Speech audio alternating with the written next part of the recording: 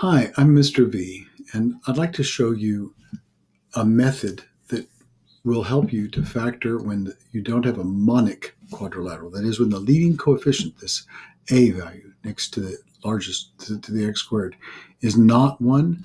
Up to this point, we've used the diamond box to find two numbers that multiply to give me c and divide by a. And really what we're doing is a times c, these two values here. And up to this point, the a value has been 1.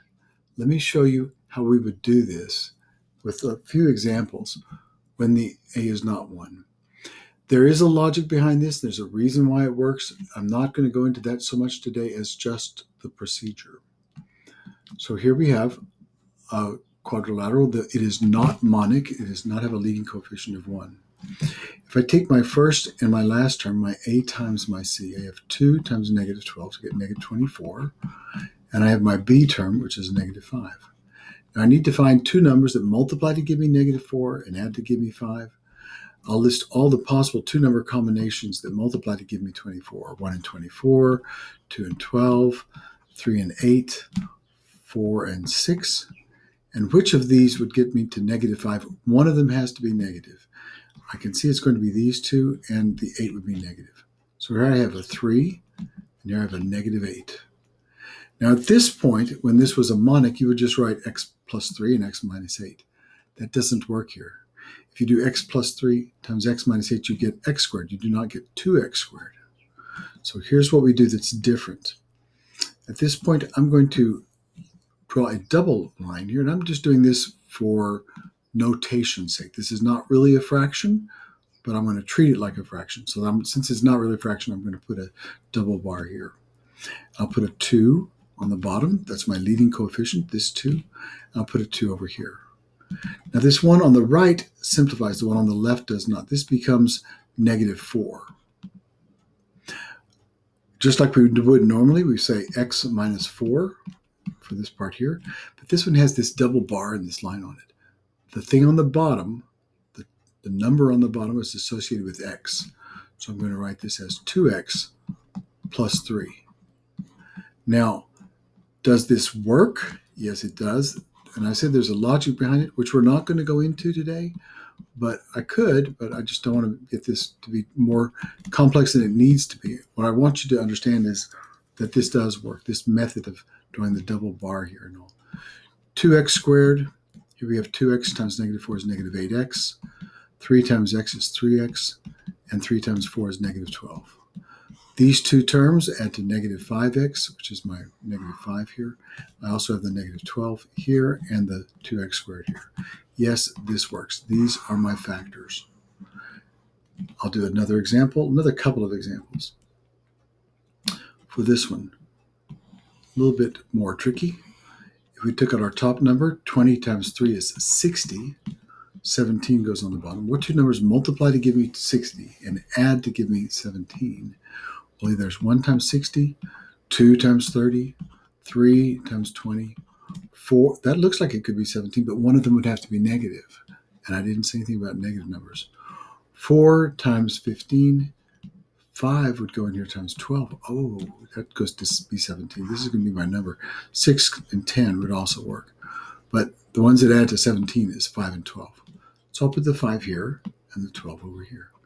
Now remember, my leading coefficient was not 1, so I'm going to put a double bar here, and I'm going to put the 3 underneath it. And this one on the right simplifies to be just 4.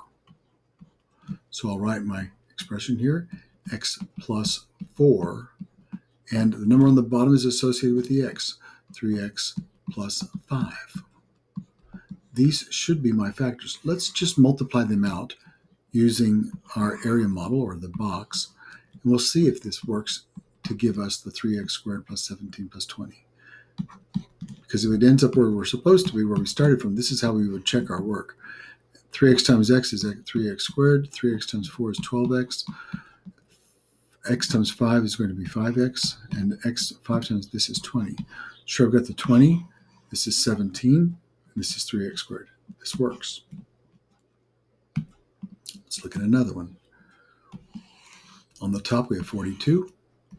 On the bottom we have 17. Two numbers that multiply to give me 42. 1 times 42. 2 times 21. 3 times 14. 4 does not go into it. 5 does not go. And 6 times 7. Which one of these add to 17? It would be the 3 and the 14. So I'll put my 14 over here and my 3 over here. My leading coefficient of 2. So it's not equal to 1. I'll put that with a double bar 2. This one on the left simplifies. It becomes 7. So my factors are x plus 7. And the bottom number is associated with the x, 2x plus 3. I'll let you multiply these out to verify that that this is the solution, the factored version of this standard form. And we can also do this when there are more than one numbers to work with. So watch this one. We have 6 times 2 is 12, and we have 7 on the bottom. What two numbers multiply to give me 7, 12 and add to give me 7. 1 and 12, 2 and 6, 3 and 4. This would be 3 and 4. So I put a 3 over here and 4 over here. My leading coefficient, though, is 6. So I'll put a double bar here, and this is a 6. And this one on the left simplifies to 1 over 2. One on the right simplifies to 2 over 3. So if I were to write out the factors, the one on the bottom is associated with x. I have 2x plus 1 and 3x plus 2. To show you that this works, I will multiply them out. 2x plus 1. This is my checking my work to see that it works. Here we have 6x squared. So far, so good. 3x, 2 times 2 is 4x, and 2. I have 4, and these two terms add to 7, which shows you that this works. Good luck and success.